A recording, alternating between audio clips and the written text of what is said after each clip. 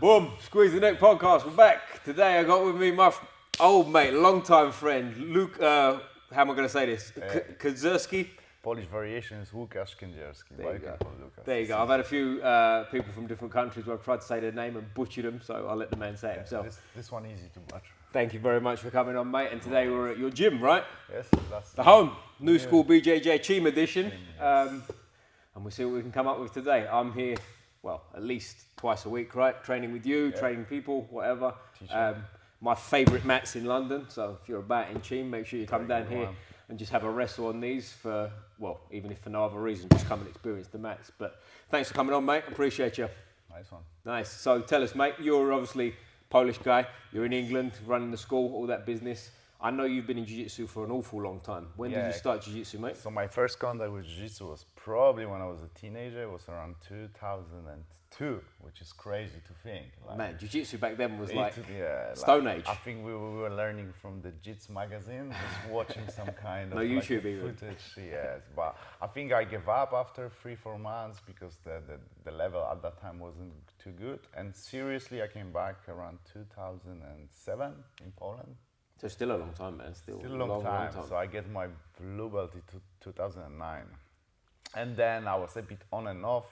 Then me and my partner, we moved to UK. And then it was a lot of work, you know, the life and, you know, the training was not very consistent. I've tried a few gyms around. And then eventually I found a new school, BJJ in Battersea. That was around 2015. And then from that day, I just started training seriously again. Yeah. And that was like, you was a blue belt when you started Newschool? I was a blue belt. I was a long time blue belt. Yeah, because I was on and off. So, I've heard. I was thinking probably I'm going to die that blue belt, who just get the blue belt and forever. I think a lot of people. I did a massage the other day with Turtle Massage. Shout out Jav, he's coming on soon. He knows you, right? Yeah, we spoke about you a lot. He said like, oh, do you know a fella called Lukasz? I said, yeah, a little bit, man. I've known him for years. Fucking hell. We got talking, but he's the same. I think he said he's been a blue belt for 9 years. And he was like, I was like, what's gonna happen? He was like, fuck. He's like, I'm a blue belt forever. I want to be a blue belt because then if it is what it is, right? But yeah, so take us back before that, because I know you did a bit of boxing, right? Before. I did, but that was in Poland. I was around 19. Yeah, I finished around 19, so it's like from 16 to 19, 20. I did boxing and then a bit of Jeet Kune Do. Okay. Mix it up, you know. But I kind of didn't enjoy boxing much. Okay. And I think when I found the grappling, that's what I. It's different, isn't it? It's a different environment. I've always said this before, and here is like when you go to a boxing gym, there's an element of like tough guy stuff, and like you get your head punched in for a while, and if you're any good, you stick around, and then you learn a little bit. But with jiu-jitsu, if someone comes in here, we're not going to beat them up on day one, right? I mean, I think there was around like time when there was a lot of young people in the gym, so I think the coach was thinking that he's gonna find the next best person, that's how it goes, it was a hard training, like Friday sparrings, I didn't enjoy, fight time, wasn't it? Yeah, just weekend time. I had a headache, migraines, just like I said, I wasn't sure if I wanted. Imagine if you're still doing it now, 20 years on, like fucking hell, getting punched in the head every Friday. It's not a fun time. I prefer grappling. Prefer grappling. So when you started taking grappling seriously in 2015. Because for people that don't know, actually, when I was in 2007, I was treating this quite seriously at the time. But then I had a few injuries. I was competing a lot as a white belt, so winning some local competition in Poland. I remember like in Poland, my coach when I started, he was a blue belt. Coach was a blue belt. Coach was a blue belt, and we had just hundreds of white belts. And then I think I was doing jiu-jitsu for like 6 months, and he got promoted to purple belt. That was like a huge thing in Poland. In Poland at the time, there was only 2 black belts. In the whole country? Yeah, in the whole country. It was crazy. And now we have probably around like 700 or something. Is that right? Yeah. And it's probably growing every day, isn't it? Yeah. Poland is pretty big, as you know. And so I was doing a lot of like local competition, and then I got my blue belt less than 2 years. And then the things went a bit like strange in terms of the injuries. I had a few injuries. I was on and off training, and then like I was at the time that we were thinking already move to UK. because the work wasn't great at Poland, so we were thinking about the future, and eventually we moved here. So we concentrate first about just organizing our life and everything. And I said, like, something is missing in my life. I just want to come back to that. And I was trying after the work, you know, just go to the sessions. We were working mad hours, and like on the beginning, I was working overnight as well, so it was very hard to fit some training in. And there was not many Jiu-jitsu school at the time as well, even in London. I bet, and even if there was, I bet the classes were limited, right? They were probably like set times. That was just like a three sessions a week, and mostly evenings.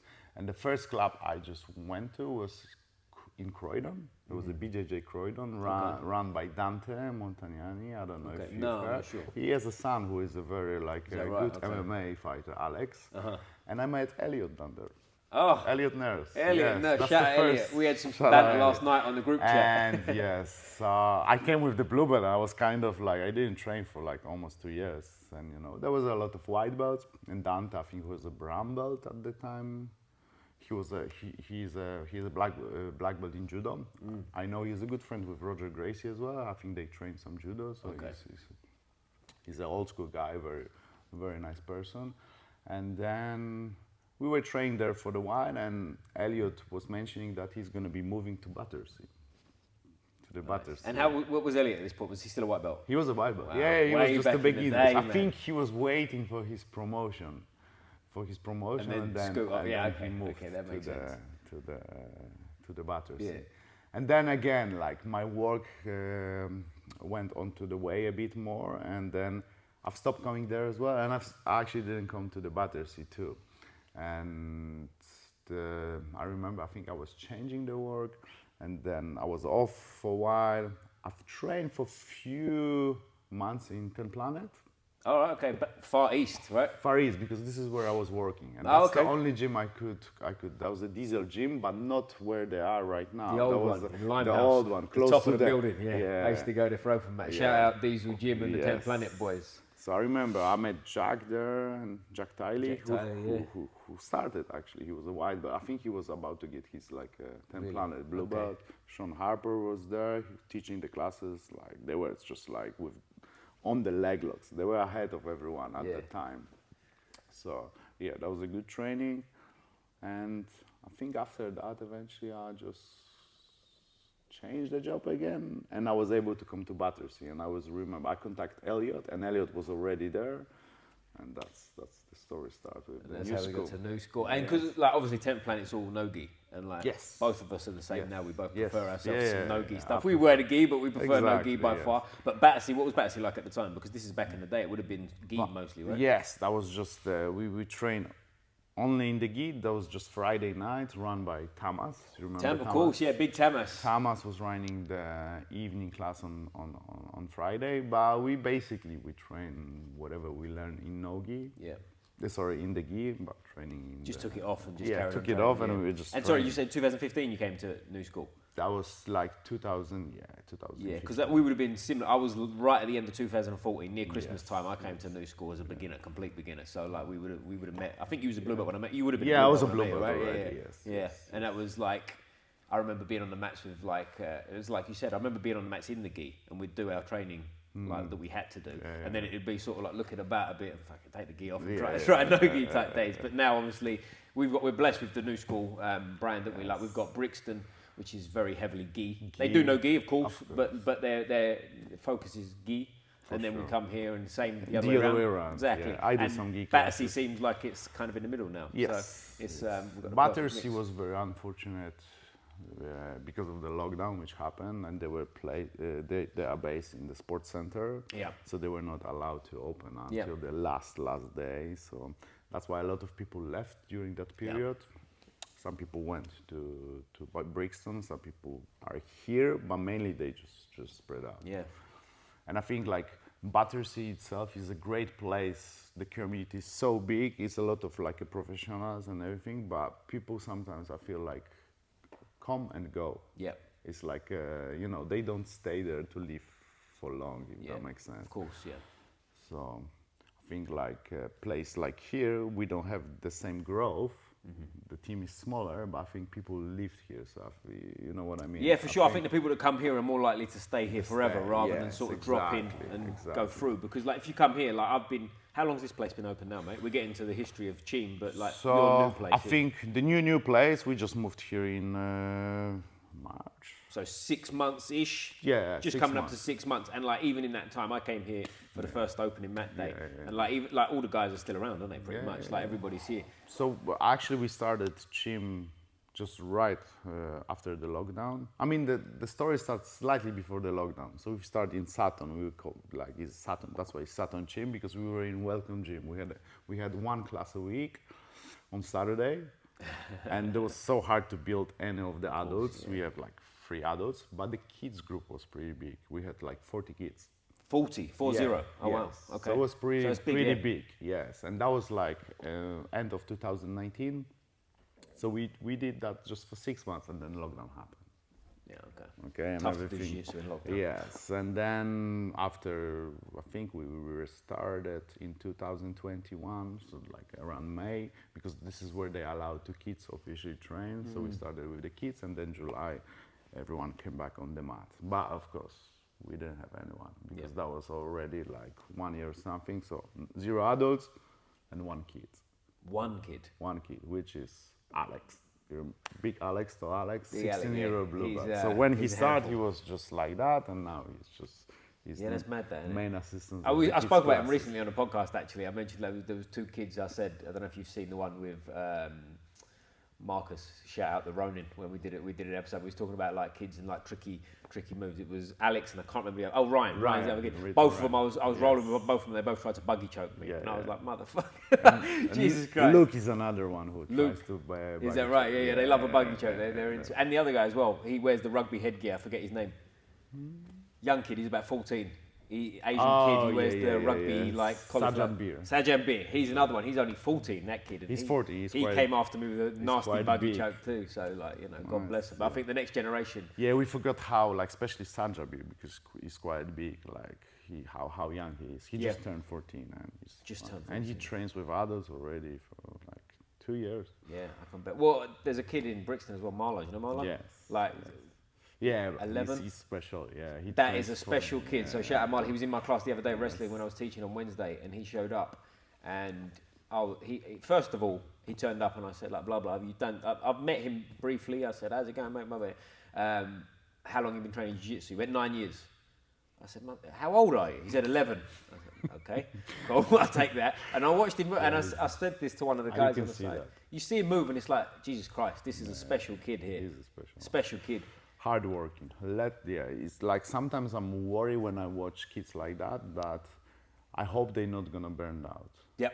But he seems fun. He just seems he like all he wants like to he's do. into it. When I started speaking to him about jiu-jitsu, he was like, you know him, right? He's a young kid. He's excited. He was talking to me. I'm in America. I did this. I went to this competition. I've got this one coming. And I was like, man, if I love anything as much as you love jiu-jitsu in life, that'd be fucking brilliant. Hopefully he's gonna stay like that. Because sometimes, the kids sometimes they need to be a bit.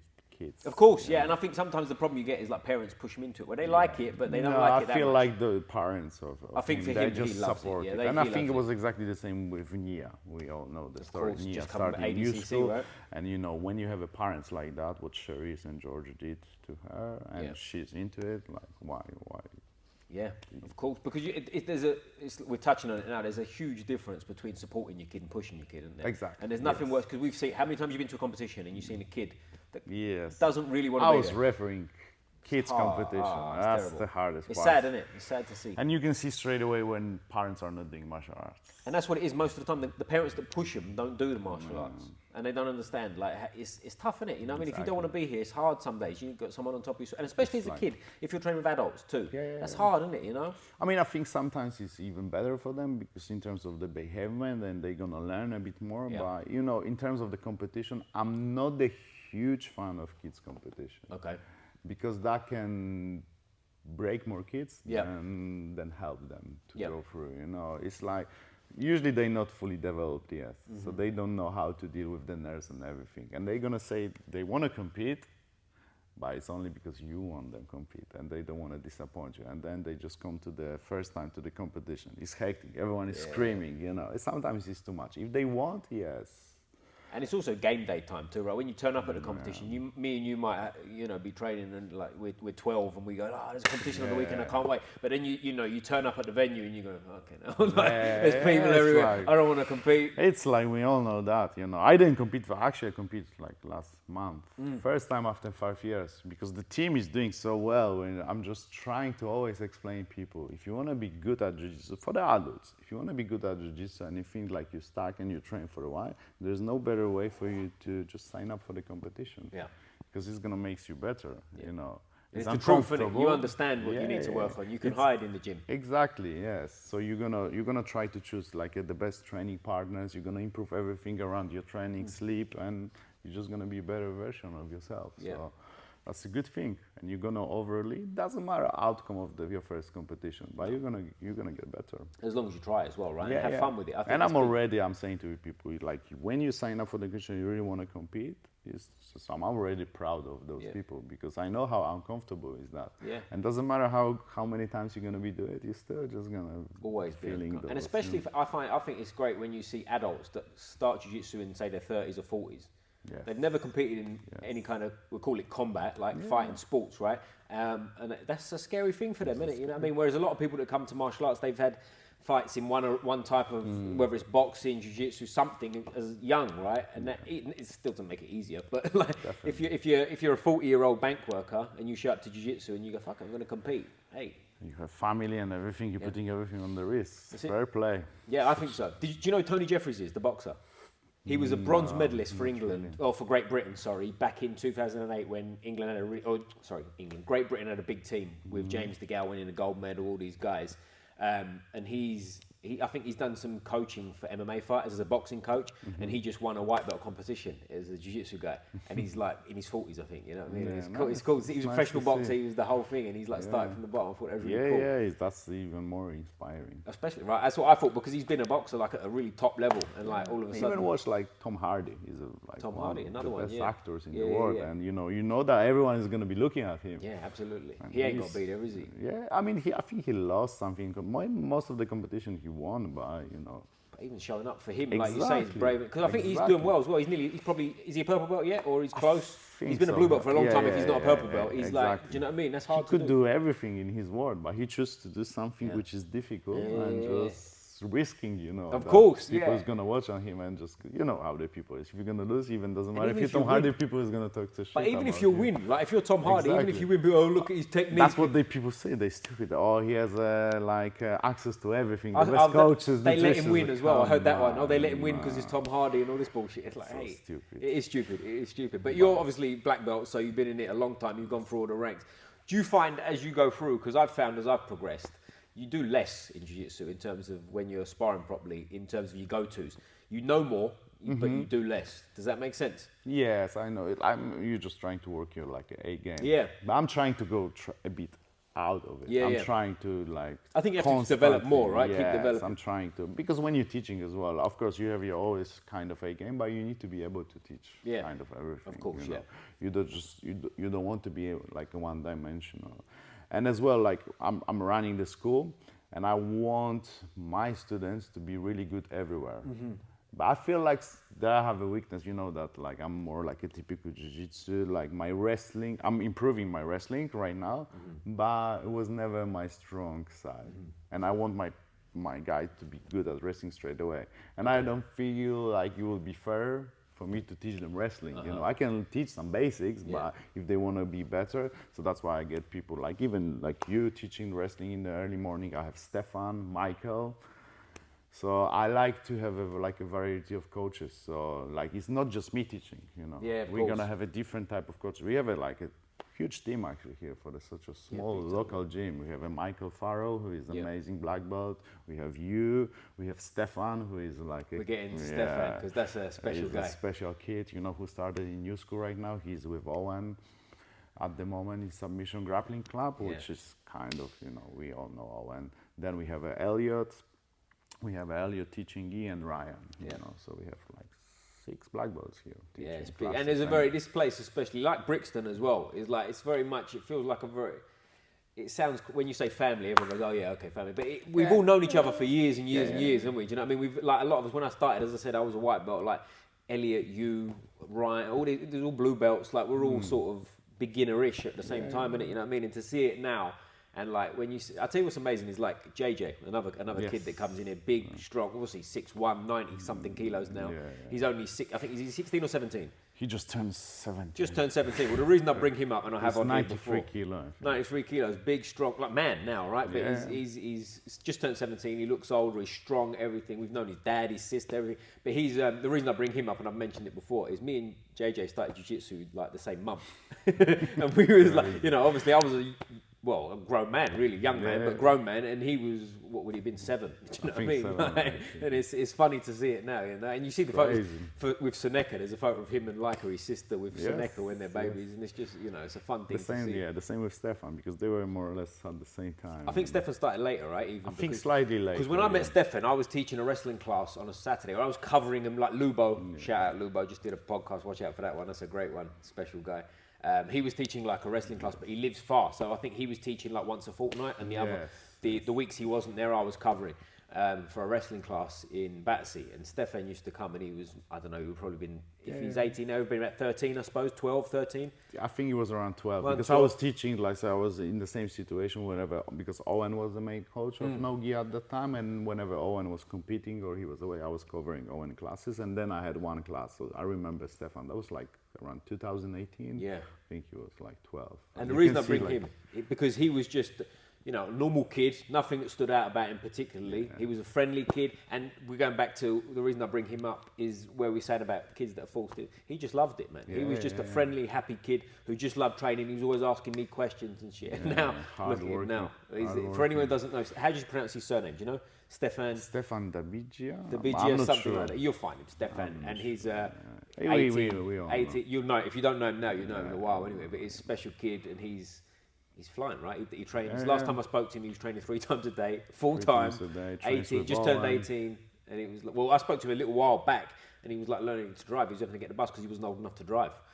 I wasn't old enough, and he was coming in here like slamming grown men around, and it's amazing to see, man. Great to see. It is, and like I mean, you might know better than me in terms of what Stefan's plans are, but I'm assuming he's full in. I think he took one year off the school just to train, fully concentrate on training, and then of course he's earning money. He's teaching here Saturday, like a normal class. Whenever I'm away, he's covering the classes. He teaches us Owen, so Owen, So he's full time. We talk about Owen, who is like one of the best in the world competing in CJI, and he's just like he trusts 18-year-old kid just to cover him. So that says a lot about Stefan's level. So. What's he going to be like in 10 years when he's 28? He's going to be world champion. Because Owen's another one. Owen's a funny one, and I might have said this on here before, so apologies if so. But my first ever day at Newschool, I was in the change room, I was early, and the only other person in there was Owen, and he was in his gi at the time, the blue belt, right? And this is how funny it was, because I would have been 24. I was 24, he was 18. So I came in there in the gi, and I'm sort of, you know, like when you're at that stage where you don't really know how to tie the belt and shit, and you're doing all this stuff. And he was in there in the blue belt, and we're just chatting general. I didn't know who he was, obviously. Anyway, blah, blah.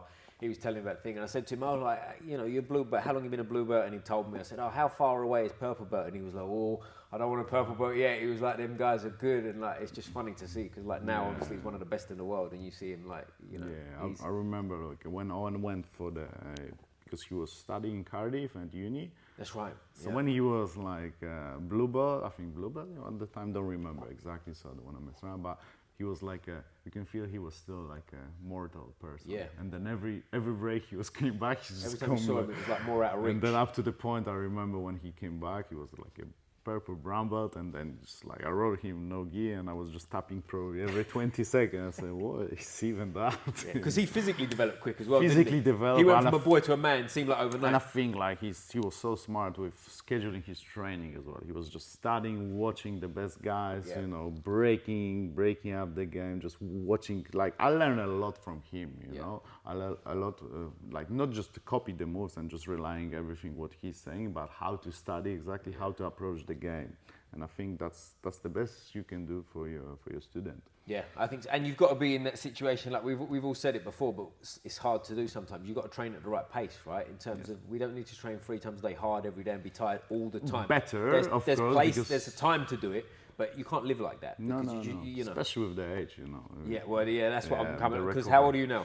I'm 41, unfortunately. And the thing is, with what I've noticed, I'm 34, and I don't feel old at all, by any means. But that's what I'm coming to. It's more like, it's the accumulation of injuries, and they're not bad.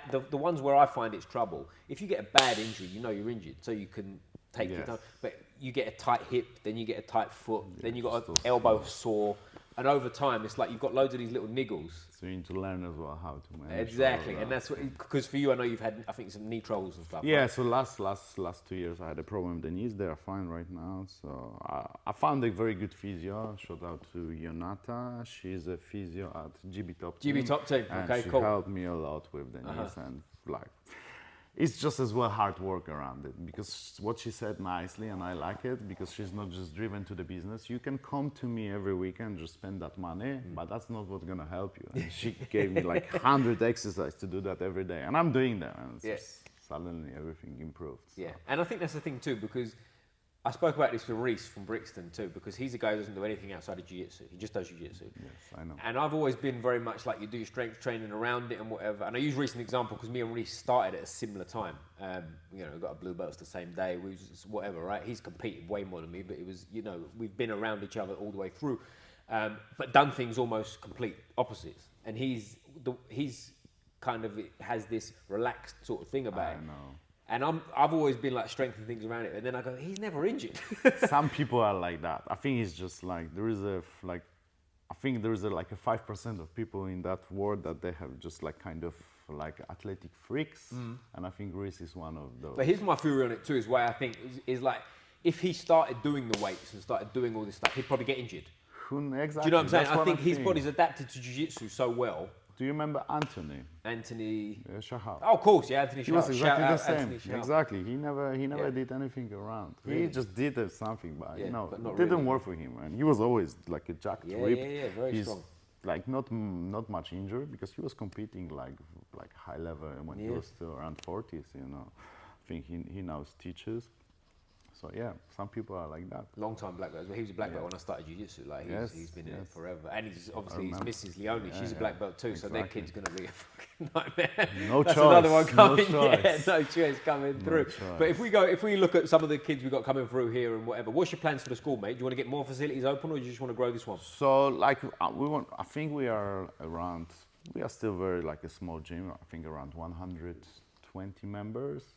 Is that small? That sounds I sounds think good small to me. with kids, you know. Okay. It's not big, you know. I think in Brixton, like Reese has around 300 already. Really? Okay. Oh wow, yeah, it's crazy. Something like that. So yeah, definitely we want to grow the numbers. You know, I'm just trying to get us, because there's the one thing, of course, there's a business, but I want gym to be very high level in terms of jiu-jitsu. That's why I brought all of those coaches. I don't want to teach myself. Plus, we're doing some kind of offers for teenagers, so it doesn't matter if you're 15 or 19, you train for £60 unlimited, because I want those. Because you know, this is the most talent comes from those teenagers, course, you know. Yeah. And usually jiu-jitsu, I feel is quite expensive sport as well. So I just want to bring as many people to the gym, and yeah. That's good, man. And some of these young kids that we've mentioned are coming through that are sort of that 15, 16-year-old age. There's loads of positives to it, other than what we've already said as well. But also they're sort of almost grown size, but they don't have their strength yet, right? Yes. So they still have to be super technical with a grown man, even if they're way better than them. For sure. So, like, I mean, it depends. Like we have a kid here, which I was mentioning, Luke, and he's 17 right now, and I think I've rolled with him. He's only 64 kilo, but he's so strong. I've rolled. I think I know who you're talking about, and he's a bit of an exception, right? He's like a bit of a man-child. As well, yeah. He played rugby. Yeah, strong guy. He's doing all of the sport. I think he trained Hapkido as well. You know, everything. Right. Yeah, so he's been around. He's a proper athlete. Yeah. But then you see Ryan, when he came, he was very like physically weak, and now he's getting the strength. But his technique is so perfect. And he's still only 15, I think. He just turned 16. Just turned 16, which is like madness. It's like, to be honest, like when we start teaching leg lock class here, and whenever I have a technical specific leg lock exchange, I'm not using fully strength, but it's probably who puts me into the like a difficult position. Yeah. At the age of 16, he understands already. So wait till he's 20 and he's strong and he's fucking It's crazy, but because when I started and you obviously before me, it's like there wasn't that many. Well, there was kids classes. There was a lot of kids also, but like there wasn't. It didn't seem to me anyway like there was kids like that age. You know, that were coming into that young man stage. It just seemed like it was either adults or kids. Do you know what I'm saying? Yes. So we didn't have that kind of excitement of like this new generation coming through, because by the time I'm sort of 40, they're going to be like in their 20s and definitely killing people. And I think like kids classes are they're very important, but you know it's a lot of playing the games. You know, I'm trying to do a lot of like games, jiu-jitsu games, so they constantly doing specific sparring and let them figure out. And the reason that we have that big wave of teenagers as well, and that's why Sam Jabir and Alex and Ryan start training with adults. I don't want to have teenagers classes here. Because I think teenagers classes between themselves, they not behave the same way. It's a big group of people. I rather prefer them to start training with adults as soon as possible, because they maybe, you know, they behave better, and they, you know, all adults, they start taking care about themselves, them, and you know, the level of jiu-jitsu is just going up to the roof. After like, you can see that after Alex, after Ryan, after all of those Alex kids, is a handful. and Sam Jabir, you know, even. Yeah. Because did you say Alex got into it for his dad, right? Did his dad start? No, Dad never trained. Dad never trained? No, right. He started as a kid in Saturn when that was 2019, so that was 5 years ago. So he was 11. He was 11, yes, and he was just like that. Now I think he's 190, so he's like definitely taller than me. 6'2" or something, you know. Yeah. Still skinny. He's gonna start filling up. I think his dad is like almost 2 meters and it's 110 kilo, and there's not much fat there. It's just the build differently. So if Alex is gonna keep that technique, mobility, and he's gonna be like, he's gonna be. Because I think he said to me when I rolled with him that day, I think he said he was 70 kilos. So by the time he's another few years, he's naturally going to be fucking 90 anyway. I think he's going to be naturally 96 Easy, kilo, for sure. But shout out to the boys, the young crew coming through. But if we go forward, like I know you've been a fan of MMA and stuff before. Do you watch much MMA now? Not much. No, I was going to ask you about the UFC, bro. I mean, no, not much. No, not much, because I know the results. I hear about them, but before I was really on it. But now I just concentrate on like it. Yeah, of course, that makes sense. Because the reason I bring it up, I spoke about this again with Lubo. Lubo more brought it to me. Is like in jiu-jitsu it goes through waves. Oh, sorry, in jiu-jitsu. In MMA it goes through waves, right? And the grappler, anyway, whatever, it goes through grappling phases and whatnot. Yeah. But like it seems like at the moment we're going through a bit of a striking phase. Now, I think. This is my opinion, you tell me what you think. I don't think it's necessarily, it's just because the striking's got better and like whatever. I just think it's that the grappling's got better and everyone's grappling's enough to keep it on the feet now. Yes. And like if you look at defensive grappling. There you go. And you look at Pereira, who's the buzzword at the moment, right? He's everyone's like blue-eyed boy. But he's a black belt in jiu-jitsu and people go, no, bullshit. Whether he is or he ain't, he can grapple, right? Yes, MMA black belt's a bit but he trains with Glover, he can grapple. Even let's say he's purple belt level, he can still grapple, right? But that's, to me, what allows him to get his striking off. Sure. Do you have any interest in striking sports or any MMA stuff like in the future for here? Or? Maybe, I don't know. Yeah. I was thinking yes on the beginning, but now I want to concentrate fully on the grappling. I was thinking even MMA for a while, but then like we're based in Cheam, which is very local to Morden, and if you want to train MMA, it's like probably you have the best gym in the country, which is GB Top Team, you know. So why? I think I have actually like 2 amateur fights in Poland a while ago. MMA? MMA. But cool. we were like, it was like a shorter league, so we were wearing like shin a full shin pads. We had a helmet and we couldn't punch onto the ground. So it's different amateur MMA than it's right now. So I don't feel like, I mean, I could get some coaches. But I think, it's kind of pointless. I prefer, maybe I would like to study a bit more like a grappling for MMA. And just concentrate on that, but not for now. Not for now for MMA. Pure jiu-jitsu. Pure jiu-jitsu. And with the gi classes here and stuff, we've got gi classes obviously, but it's mostly a no gi sort of school. What's your plans with the kids and stuff? Do you have them going through mostly gi or no gi, or how So we're doing like a mix right now, but actually we're working on the new timetable for the kids in September, because we have a kids classes on Tuesday, Thursday, Saturday and Sunday. But I think we're gonna implement classes for the kids every day. Nice. And then we're gonna divide them for the gi and no gi. Even as kids, that's cool, man. Yeah. So here's my thing, because I've always said this, not always said this, but in more recent years, to me, gi and no gi, they're not as different as people think they are in terms of how you do it. And on top of that, which we'll dive into, because they are different, it's not that cut and dry, but to me, if you specialize in no gi, your style, not saying you'd be better at gi for doing no gi, obviously not, but your style for the gi is more transferable than the other way around. Yes or no? So if you're doing no gi and then moving to the... I think if you're doing no gi, it'll be easier to also do gi versus the other way around. Yes, definitely. Yeah. It will be such a, like, if you're doing no gi, because we were all doing both, so it's a bit different, so we cannot relate. But I think if you're doing only no gi, of course, your game, you understand mechanics and everything, and on top of that, you have a grip, so it should be easy. But as well, the grips of your partner slows you down, so annoying, you know. Yeah. So I think, you know, you need to learn how to break the grip, how to address straight away. So I think it's more transferable. And depends what you're doing, you know. If you're playing like in the gi, like a lapel stuff and everything, you're gonna get lost, you know, in the guard because you don't have anything to hold on. Yeah, you know? because I've never really noticed much different. Like my style, I'm quite wrestling heavy, right? So like for me, it doesn't make much difference, you know. It's like you said, it's more like awareness. So like if I've got a tricky gi guy that I'm trying to pass guard on, there's a lot more to worry about.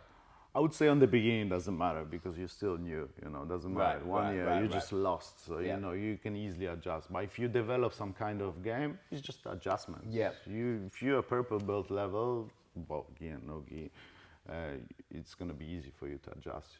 Because you understand the game, so you need to understand what you need to change. And just do it. Yeah. So. Because I get a lot of times, like when I'm teaching and stuff, like, and I want your opinion on this as well, is like a lot of sort of white belts will go to me, oh, I've just started jiu-jitsu, I've been training 2 months, 3 months, 3 weeks, whatever it is. And they go and like, oh, what should I focus on? Should I do this? What video should I watch? And I'm like, mate, don't worry about anything for now. Just show up to class, make all the mistakes in the world, learn what you got. And then when you get to blue belt, then start getting a bit more specific. Do you think that, or would you? Yeah, I think it's worth to watch, but not too much. Yeah. Because the information we have right now, it's too much. It's why I say that. Yeah. And I would say, like, just try to watch like the best people in the game and try to actually, because when you're learning something, like for example, we're concentrating on the passing. Don't try to watch like videos on every subject because you're not gonna remember this. So at least try to concentrate on one topic and just for those 2 weeks. This is what, because when I teach as well, we just staying on the topic for like 2 or 3 weeks, and then we're moving to the next one, and we're trying to connect the things together. So if you want to actually watch something, just watch everything around this topic, so you will have your takes, you know. Because the way I teach as well, and there's like a big debate right now, you know, is that ecological approach, just no instructions at all. Like we came from the jiu-jitsu that we were just learning through the drills, and then there was not much even specific sparring at the time. We were just rolling. Yeah. But I think it's just mixture of two, because some people need the instructions. If you come into the classes twice a week, it's gonna take you so long to figure out by your own. But still, it's better to figure out by your own than just doing like moves, which will never work when someone is give you resistance. So, like, I like to put the people first in their position, creating some kind of games for them, feel the position if they can maintain, and then give them some options, and they see what they're doing. You know? And maybe doing some kind of like a technique from there, and then come back to the games. So I'm still trying to figure out ways. We all like, the more you know, the more you don't know, right? It's one of them. But also, it's like, do you work with people on like attributes too? So, for example, if you got a kid like, let's pretend he's not a kid, he's an adult, he's a full adult, like Alex, tall, long body, long limbs, and you've got someone the same weight as him who's that tall, strong and whatever. Would you train people sort of as everyone? Yes, as well. We're trying to find the best, the best possible, like the best attributes, and then just make them, you know, top level. Yeah, because the reason I ask, I was in Berlin recently with Rodrigo Fernandez. Shout out BJJ Dojo in Berlin, a great guy, and he had a really interesting point. He's a long-time black belt as well, and he was saying, like, you know, a lot of people when you get into jiu-jitsu, they'll say like, oh, don't use your strength, use jiu-jitsu, and he's like, it's bullshit. He's like, you're strong, use your strength for jiu-jitsu, you know. And I agree massively, but what do you think? Would you train a strong person a different way than sort of a long, lean, flexible person? I mean, Definitely. You need to find the best attributes. Yeah. Definitely. You need to find the weakness. Like, depends what kind of level they are. If they have some kind of developed game, we need to dive deep into that game, and eventually, for example, if you're a guard player, you need to assume that someone's going to pass your guard. So then you need to turtle up. You need to be good at defending a turtle. So it's just like a whole ladder. You need to have your best game, and when your best game is going to fail, you need to know how to defend from that position. So yes, definitely. Yeah, I think there's a lot to that, and like, obviously we've seen it with people like in terms of that have gone on to be, we mentioned like Stefan and whatever, and you see his development as he goes on. But the other one I wanted to go forward to a little bit was like obviously Craig Jones Invitational and ADCC. Did you watch much of this stuff? Everything. I was going to say, I was assuming you watched everything on that. So I don't watch UFC. You watched the grappling because we had a lot of sort of interest in that, right? We had people that we've known for years and years that we've been on the mats with that were in both. Firstly, what do you think of the Craig Jones Invitational as a Amazing. thing? You're pleased with it rather than the ADCC? No, I think I watch both, and I think. I mean, like, you're pleased it's there. As a competition. Absolutely, because competition. That's what I think. Yeah, 100%. And I hope it's gonna make ADCC even better, and hopefully they're gonna. That's what I think, right? Because when money comes involved, we need these guys to be. Still, pros. we cannot forget. We cannot shit talk about ADCC right but now. It's like because they did amazing for our Of course, sport, exactly. But at a certain point, it's got to go to another level now, hasn't it? Exactly, like what Craig did is amazing. Because he fights for the right thing. And the way he's doing is just absolutely hilarious. He's the king of marketing. He is, and I think he's got the right balance of like being a joker and actually being a serious, because you can go too far one way as well. And even you were thinking like that's what they did with Gabi. Maybe it's going a bit too far and not the right direction. But then you can see by the end how much emotion was from Gabi and Craig, how actually they managed this together very well. Of course, they cooperate. That was beautiful. Yeah, it was a good thing to see. And like obviously, our boy was there, wasn't he? Owen. Yes, Flanagan. Like he did great. He did well, yeah. He did very well. It's just like Andrew Tackett was just like. I feel like Owen as well was just not trying to retain the guard the same way as he used to, just to keep the energy, just to trying to sub Andrew Tackett, because I think he was realizing probably if he's gonna win to the decision, Andrew is gonna win. Yeah. So his only way of winning with him was by submission, and you can see here that like 4 nice entries. Like it was a triangle, armbar, and then the leg locks.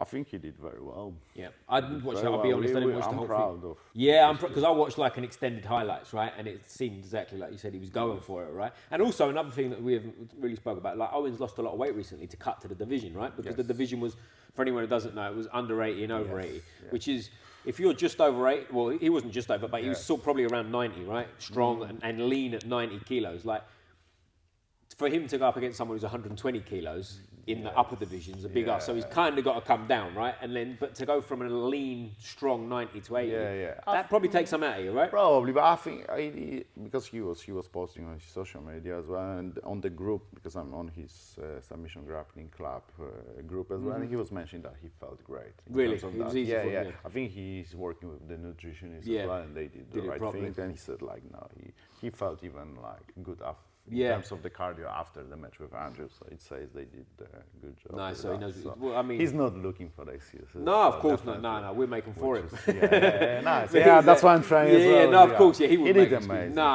And there's other people in the same boat, right? There's probably people bigger than him cut into that, so it is what it is. I think he put Andrew in the position that no one put him. Yeah, it seemed like that, like from what I was. Because with Kate, he was just like a wrestling match, They're just too young, explosive. And again, they've been doing it forever. Like they was like little boys when we started. Like when I started, felt like Kate was very lucky in that competition, because I feel like Andrew was better in that. Really? I think Andrew won. I didn't see this one at all. And then even the final, I know it's just like he was against the guard player, and people are just gonna shit talk right now about people pulling guard. But this is jiu-jitsu. You got to do what you got to do. Competition, and I think that was absolutely robbery for. Do you really? Okay, Levi. I didn't see. Levi won that match. Really? Okay, that's interesting. Yeah, so it's worth for you to watch. Yeah, I'll watch it. I will watch it. I know you're a fan of wrestling and everything, but of course, yeah.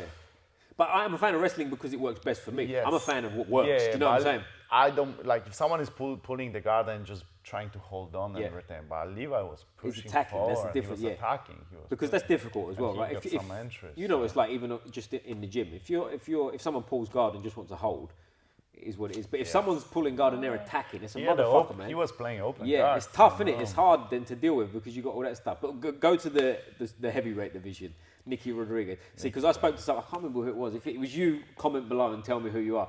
But we had an in-depth discussion that he fought.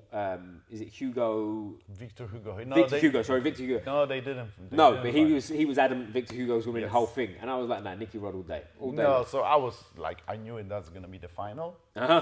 Didn't happen. He lost the Didn't first one. happen. Like Hugo, big upset. Yeah. He got heel hooked by Lukasz Kedzierski. He's Australian. I don't know who it was, but he got done in the first one. I think he got the submissions of the tournament. He got paid 50K for that. Ooh. Fair play. Ooh, just for that. Price, yeah. just for madness. that. Yeah. So it's nice. And Andrew Tuckett, I think, got 20K for like a best performer. Is that really? Wow, so nice, good on him. nice Yeah, it's nice. Well, this is what it's coming to as well. We'll discuss this, but we'll speak briefly about the professionalism of it. Yes. Because our friend Tom Jackman, you know Tom Jackman, right? Yes. We've done a few podcasts. I think we've done 3 together. So shout out Tom. You are good for nothing. You know yourself. But we're speaking about like professionalism. So it's like, you know, like in jiu-jitsu, we're used to saying someone who's a pro, they do jiu-jitsu full time. But the reality is they're not pro because like if you look at someone like Roger Federer, he's not teaching tennis privates. He just plays tennis. That's a real pro. The real money in jiu-jitsu is only from teaching. But that's the next level, right? With this Craig Jones, that's what we got. But like that's where it's got to go to, right? That's the level it's got to be of like a guy can just wake up in the morning, not worry about his bills, just train jiu-jitsu, compete. That's it. Relax and like live a good life, like a football player, which is because that's a true pro, right? Yes. Versus like. So there is no actual. I mean, maybe there's a few. Now, there's a handful. There's a handful. Like Gordon Ryan's a pro, right? Ryan's pro. Nicky Rod's probably a pro, right? No, yes. Yeah, do you know what I mean? Won 1 million. 1 million. You better be a pro. I mean, what you do? Yeah, you'd be silly with your money if you're not. I mean, he lost half for the taxes probably, but still, he's a good player. Well, Vegas is low tax, isn't it? So I think. I'm not sure. I think because that's why it's the fight capital of the world. That's why all the boxers like to fight there because it's like low tax. I think they need to pay some tax. Oh, they need to pay some, but it's low. It's like 8% or something silly. So, and again, correct me if I'm wrong, but I think it's 8%. That'd be nice. Yeah, that'd be good, right? But so, take us through the Nicky Rod's thing because I didn't watch any of this. I mean, Nicky just did his game, you know, dominate everyone, just body lock passing. I think his subs are all of his. Was it dominant? Was he very dominant? He was dominant. Yeah, he was dominant. Because he's a big freaky sort of athlete, isn't he? You know. Yes. So there was no even doubt. It's quite simple and straightforward. How much does he weigh? What did he weigh in at? Do you know?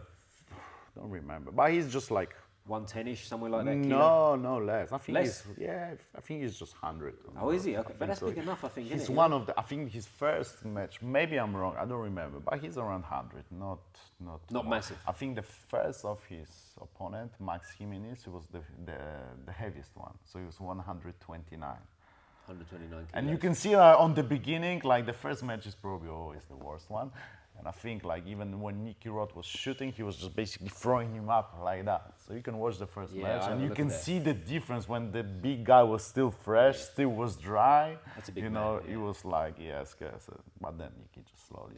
129 is big. So for American, that would be about 280, 285, something like that. Yeah, that's big. 265. 265 is 120. So it's about 180 something, isn't it? It's big. It's fucking big. But I watched also the Owen Livesey versus Muhammad Ali. Not that Muhammad Ali, the other one. It's so nice that he did upset. Because how big's he, Muhammad Ali? He's a proper lump he's as well. Tall. I don't remember the numbers of the weight, but he's proper real big, tall. yeah. He's huge. I think he concentrated on MMA recently as well. So okay.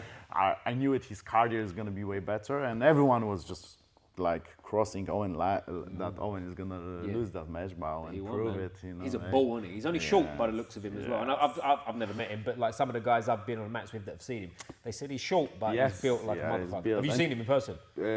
I saw him in the competition. In person. Yeah, he's short. He's short and strong, but he's probably the worst person to control. You know? Yeah, I bet. I know someone who sparred with him, and like we won't mention names because there's a bit more to the story, but they had a bit of a back and forth and sparring, and they said he was just so incredibly strong. Like it was like grabbing I can't remember what he used, but you know, like a fucking concrete post. You know Max Speaker, Tony. He had a match with him on Polaris. Okay. Really? You know, and actually Max, I think, swept him, but couldn't control him like for very long. How big's Max? Because I've seen him years ago. Max is not that big, and of course, I think he's around 90 kilograms right so now. big, but so not he great. Competes sometimes, like when ADCC, he competes minus 88, but then minus 91. Yeah, He's around he's that. around there. Around Big enough, but not great big guy. Very, very good black belt. Yeah, I've heard. The last time very underrated. Not many people. I mean, we know him. Like whoever does jiu-jitsu knows Mike, but I think he's incredible. Because I think the last time I would have seen was been like an open mat at Battersea back in the day before the pandemic. Yeah, so that was a good open mat. Yeah, it was great open mat. I was a blue belt at the time, right? So like watching them guys, you can't really compute how good they are. I was a purple belt, and I was lucky that was the time that I actually quit my job. And I said, like, I need to earn somehow money, but I want to learn that and just put that to the next level. So I just took on Uber. That's good, man. So I was Uber driver, so I can just train full time and work around the training. You know? And I was lucky that we had that time when Nogi becomes like, you know, big thing in London, but not many gyms concentrate on Nogi, but there was a few guys from different gyms. And then we like kind of we had some crazy open together. Mats too. We had probably 10 black belts on the mat sometimes. So Friday in Battersea open mat was just like me, Owen, there was Jet, Ross Nichols sometimes. Nicky was obviously still around, wasn't he? Nicky was amazing there at the time. There was a Nick Forer coming, you know, that's right. Silvio, Max, you know, amazing. It's a heavy mat, Even Tom Watson was start coming. He was, Tom Watson was there, yeah. Tom Watson, you know. And Tom Watson, shout out to Tom Watson, like, what a humble guy as well, by the way. Amazing. Like, for anyone who doesn't know, fought in the UFC for a long time, like, did all kinds of stuff, but humble as they come. When you're on the mat, it's like, I can't believe it. It's a funny story about, like, my relation with Tom Watson, that I've trained with him a lot. And I didn't follow MMA then at that time, especially the UK one. And I didn't know who he is.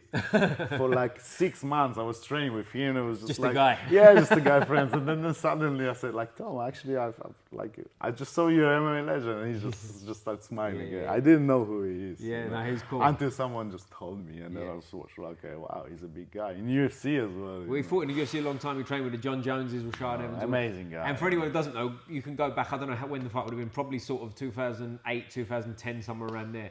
He fought on British TV against Alex Reed. Yes, that's what a fight! Like, I mean, a fight. It was one of them exciting, like back on. That was at Wembley Stadium. A Wembley Arena, it might have been, not a stadium, but it was a crazy fight. He won it, and it was like an insane fight. Like, that was one of the early ones because I was a boxer at the time, and I was still in that zone of like, fuck MMA, you don't need that gay shit. You know, it was like what. But watching that one was like, wow, this is pretty cool. You know, it was one of the early light bulb moments. So shout out Tom. I'd love to get you on here one day, mate, if you're around. I forget my chain of thought then. The Craig Jones Invitational. So from that, obviously, the other side of that is we've got ADCC. And we know Nia, obviously. Yes, Nia was there. I didn't watch any ADCC at all. And we have bring me. Owen Jones as well. Of course, I've come across him. I don't know him, but yeah. I know. It's crazy for me to watch because I remember Owen was, after the lockdown, doing all of those open mats. At the time I started teaching, I had a family, but I was teaching in Vauxhall, in Urban Warriors Academy, and I created an open mat down there, and Max, Owen of Langer was coming to this. I remember Owen was like a blue belt, still kid, you know. Shit. And then you can see him like what kind of level he is right now. He did amazing. So he sub first of his 2 opponents and got to the semifinals, lost to Diego Pato, but fair play. He wasn't scared of Diego Pato. When Diego Pato is probably the most terrifying man in jiu-jitsu right now, and he just went for the leg lock exchanges. He lost, but fair play. Yeah. Not many people would do that, so big. And there's something to be said about that. Someone who just attacks and just tries, properly tries. So fuck it, you know what? I'm here. Let's see. But tell us about Nia, man, because I haven't seen any of it. So Nia had the first match with Rafael Guedes, who actually won the division. Yep. So she lost 2-0. I think that was a takedown. I don't remember very well. I know the score was 2-0. I didn't watch anything. So unfortunately. It is what it is, right? Yeah. And she's young. Nia, how old is Nia? 8. Turned 19. No, yeah, so it's like, come on, man, you got fucking. One of them. Don't worry about it. You got so much time ahead. She's gonna be back there. Yeah, of course. And you know, she's a black belt, wasn't she already? Like she's gonna take it over. But the one, obviously, the big one is Gordon Ryan, right? Yes. Because I didn't see any of it. What was it? What was he like? Ooh, so yeah, Gordon is like he struggled with Felipe Pena. Did he But really? like, Okay. I mean, they come up that year that like we all know that he has a very big like a health issues. And apparently he couldn't train for the camp, you know. Even apparently John Danaher was advising him not to compete, but we don't know how, if it's true or not. He didn't look great against Pena. But he still got it done. He won. It was kind of, I don't know, I don't understand. I don't know if those points should be scored. Okay. It should be like maybe 0-0. But even if it would be 0-0, probably he would take a decision. But it was very, very, very even match. Was it really? Okay. Very even. Because did he have 2 matches as well, right? And then next day he had a match with the Yuri Simoes, which was one side trophy. Really? He still looked great then? Dominated. Yeah. I think he scored like 21-0. He couldn't sub him. Maybe he subbed him? No, I think it was 20 points. But to dominant, nothing. like Dominant. dominant. Yeah. He's special, isn't he? You know what I mean? Sometimes there's. It shows like how Pena is good as well. Yeah, of course. Yeah. Fuck. Pena, and Pena won his division. He did. Okay. Yeah, so okay. fair So play. fair. Yeah. There you go. That's what you get. But there was a few nice upset, like Mikey Pixley is a Pedigo submission club, and he's a wrestler. Okay. So he finished Mergali. He took him down, Nice. broke his shoulder with the. Oh, I saw this. Was that him? Okay. Yes, and I've then seen this. Sapped him from there, like the front head. I think was the Dark. It's a vicious one if you want to watch that. Look at that shoulder break. So that's probably the biggest upset, even more than Victor Hugo. Victor Hugo in CJI against Lukasz, and this probably 2 biggest upset. Yeah. The nice one as well for us, like especially for me, because I'm a huge fan of Mateusz Szczeciński. He's Polish as well. He subbed Gary Tonon in the first round. Did he? Oh, what's the deal with Gary Tonin now? Because Gary Tonin seems like he's on a steady decline. Bless him. I don't know. I think he like in the previous ADCC he lost to Sam McNally, so the Irish. His guy. last one, but I think he cut too much weight for the last one, right? This one was He's struggling with it, and he's gone back up to 77. Exactly, 77. But you know, people say he's a big upset. I don't think he's a big upset against Mateusz Szczeciński because Mateusz Szczeciński is the guy. You know. And he would be small for that division, I would imagine, Gary Tonin. Have you seen Gary Tonin in person? Yes. Gary Tonin's pretty small. Yeah, He's quite a lot smaller so than me. that's why it's you know? hard sometimes with those ADCC It's a weight big gap. categories. 11 It's kilos is a kilo. fucking massive jump. So that's why. But it doesn't mean Jiu-jitsu as well. Like It's not as big a deal in Jiu-Jitsu, I don't think. Yeah. It makes a difference, but for it's sure not as helps. much.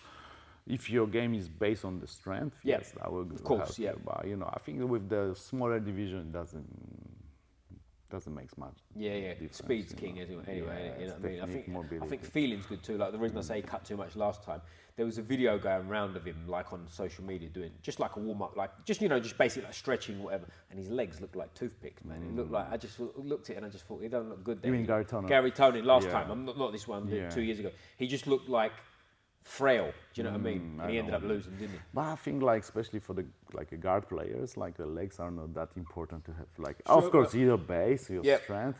But I feel like if I have a short leg, so if I squat too much and doing deadlifts, I cannot play the guard the same way. Okay. My pommel is not the same, like the mobility is slightly. So I do legs, of course, but I'm trying to not lift heavy, and I'm doing more like a single leg work, you know, more balancing, deep muscle work rather than just lifting heavy, just getting big quads. Yeah. If you're playing on top, you're a wrestler, yes, just do it. But if you're playing if you like playing guard, I would say yes, you still need to do it for your health and everything. But and also your body comes into it too, like you said. If you've got short legs versus someone who's got long, gangly legs, like it's a different. You got to train essentially a different body, innit? You know what I mean? It's different. True. But what's for next time, mate? In the Craig Jones, do you think that's going to stay around? Do you think that's going to be a big thing? Yeah, it looks like. And what do you think that means for ADCC? Do you think ADCC I don't know how they're going to do that. So if ADCC, I would believe like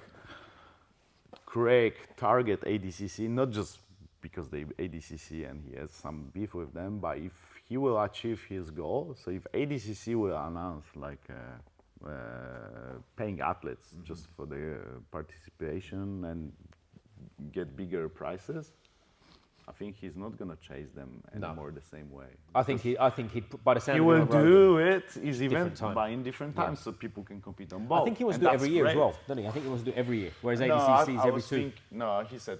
Oh, did he say 22? 25. Oh, did he? Okay, I thought on Rogan he said he was going to do it yearly, but yeah, it makes sense. Oh no, maybe he said 25. You're actually right.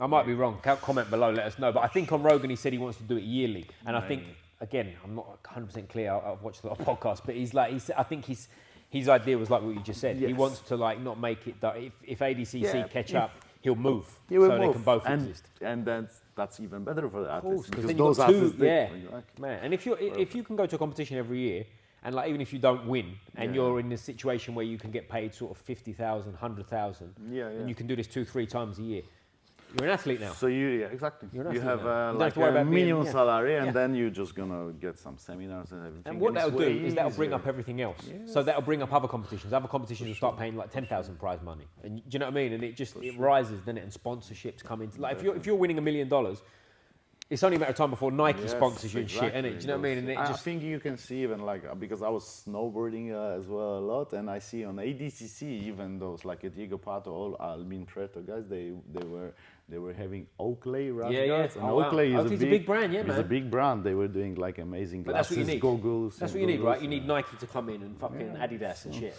It's coming. It will come. It's just a matter of time. The only sad thing about it is it might miss this generation. Do you know what I mean? That's fine. That's life. They still in way better place than the generation before. That's true. That's true. Because Yeah, and it's interesting. The reason I want to bring it around, and I've been talking about rules and like round times and shit for MMA a lot, but let's bring it to Jiu-Jitsu because in this one, the Craig Jones was rounds, right? It was 3 5-minute rounds and then 5 5s for the final. Interesting. Yeah. Interesting is, of course, there's no perfect rule set. No. There's no perfect rule set because there everywhere is going to be like mistakes. We are just like referees are just human. And for anyone who doesn't know as well, I think it was open scoring, right? Yes, so you can open see score, where you're so at. You can see. And then at the end of it, you kind of arrive. I think they brought that 10-9 because like they want to get more people to watch, and 10-9 is well known from the boxing and MMA. So people who never train jiu-jitsu is gonna be clear. You can understand it, who is winning actually, and then See, because I've been saying this till I'm blue in the face, but with the scoring for me for MMA, and we can bring it to jiu-jitsu too, because I was an entity with, Yes, I think they do in Apex. That's right. I was commentating on it. They got me up there commentating, and it was just like a lot of the bouts were sort of white belts and blue belts, but it's ref decision. There's no points. It was like he wins. That's it. And it's exciting because they go for it, man. And I just feel like, to me, I've said this on here before, so apologies for repeating myself, but it was like in MMA, I'd like to see that. No points. Fuck it. Who won? He did. I like it. And personally, I think you could implement that across the board. You'd have to have intelligent judging. You'd have to have the right people, and you'd have to have certain parameters. But if me and you watch a jiu-jitsu match without scoring it, with no pen, no paper, we're just watching it, I would say probably 9 times out of 10 we'd probably go, the same guy won. Yeah. You know what I mean? And I think you could get that as a thing. There will be some difference, especially in MMA. It's a bit it's a bit bigger because you will have some referee who's going to favor more wrestling. You will have a referee who's going to be favoring much more controlling time or striking, So, but I think that's whether it's points or not. And you can see that on CJI as well because I saw like there was I saw the names of the referees. I knew that this is jiu-jitsu guy, and the other guy was, Jay Flo, the guy who was doing it, and the Jay Flo, and I saw like Jay Flo was like always favoring someone who is like trying to wrestle, just in terms of. But you're gonna get it anyway in points, right? So like, it's hard to fix, isn't it? It's hard to fix. But did it work well, the Craig Jones score? I think so. Yeah. I mean, as I said, like I would. And a lot of people will score like that. Cade lost that match, but so good. He's got $1 million. He don't give a fuck. Yeah, Levi is not happy, but there will be always some person who is not fully happy. Yeah, I got you. So, in your opinion, who's the best grappler in the world right now? Is it still Gordon? I mean, it's hard. Yes, definitely. Still Gordon. Yeah, still like, while he's still he will here. be fully here. When he's still here, I think it's hard, isn't it? But you can see how like unhealthy he is. Does he look? Yeah, he looks like he doesn't look like 28. No, he's 28 as well, and he's already like. Bro, he probably looks older than me. Well, he doesn't help himself because he dyes his hair like fucking white, doesn't he? So he looks like an old man. But I was thinking Mergali is gonna be the next one, maybe to take over, Really, yeah, but then he fucked lost. up now, yeah. And who knows what that injury's going to And be they like. say that he lost to the purple belt, you know, because Mike is. You know, Is he a purple belt? Is that what he is? apparently. Oh, wow. I don't even know, but you know, the belt doesn't mean No, anything, but you know. not He that. has such a good like a wrestling credentials. Yeah, It's yeah, amazing. yeah, exactly. And he, you know, And he's I think obviously- like fair play, Nicolas Mergali play into his game, you know. Uh-huh. And even before that takedown, Pixley Yeah. looking way better. Yeah. So So if we look at sort of our boy Stefan, young Stefan, he's a young man now, right? He's not a boy anymore, Yeah. but he's coming up. Like, what's his mindset? Is he looking at the Craig Jones stuff? Is he looking at ADCC? I mean, yeah, ADCC both, you know. Yeah, he just wants to go. You know, you need to put like there is no such a thing as at the moment yet as trials for Craig Jones in vintage. No, like, it's there's invite, right? nothing. It's just an invite. Yep. So I think still like for no-gi grappler, ADCC trials and ADCC competition. Are they taking him from that? Do they look at that? Do you think? And they Probably, say, you know, like what he's qualified. fuck This it, is we'll what they take did him. Yeah. just to play. Like he's qualified, I'm gonna take We'll him. take him. So you know, so I think like trials for those young athletes, you know. So I spoke with even Ryan recently, and this is what he wants to do. So maybe Young not Ryan this here. one, not this one because he's still 16, still but the 16, next yeah. one we're gonna think, you know. That's incredible. So preparing maybe him for what the by trial. that one he's going to be. He's gonna be so the next trial is gonna be 25. So maybe when he's By the gonna end be of around 18. 18, 17, we can think. We can you start know. thinking about it. Yeah, that's good, man. Yeah. Because I tell you what's We going to be just want- exciting yeah, we to need- see them guys in the next few years. Because, like we said, I'm going over it a bit, but it's like from that age to sort of 20, there's going to be such a big jump in terms of physicality, let alone their skills, and And even later another one. And you course, can yeah. see that like Owen, you know, because when we trained with Owen, he was always like, you can see he was like always jack, ripped, strong. But then when he started working with Charles and then he passed his 25 years old, he got even like a it's a different next thing. Once you get level past of 25, it's a different. Your Yeah. body's different. Your body's and then different. even probably even around 30 he's gonna get even stronger. You know, we call that old man strength, and he's a Someone the other day said to it's me, a real thing. someone said to me the other day, I qualify for old man strength now. I was fucking heartbroken. I was like, bro, I'm not there yet. It's alright. Yeah, all right, man. Well, before we finish up, I always have a bit of fun with people and talk about football teams and stuff like this. You might break my heart, but your Mats are blue, so you tell me. Who's your football team? I don't care about football. Would you say much, Chelsea, but, was it? Did you say Chelsea? No, I think I remember like I like always Liverpool. I mean, know. guys, if any of you watch this, know. that's the worst answer you could have possibly gave. Liverpool, but from The worst I'm answer. gonna break your heart even more. But from London teams, I always like West Ham.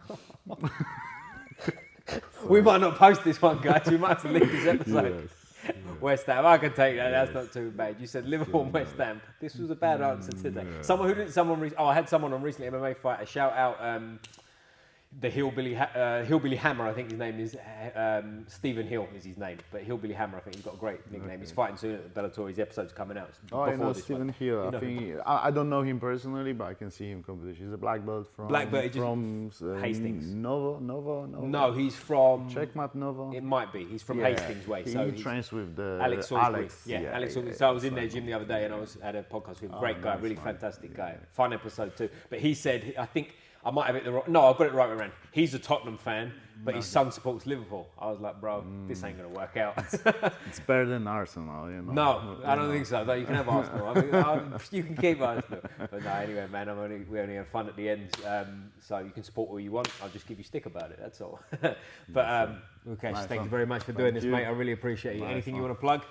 No, I mean, just come down to the gym. I know it's slightly out of the London way, but it's not actually very far, close to the Saturn station. Come down for the training. Brilliant, That's it. man. Nice. We'll put the Instagram, the website, everything in the description below so you can find it, guys. But, mate, we always finish fists up like this.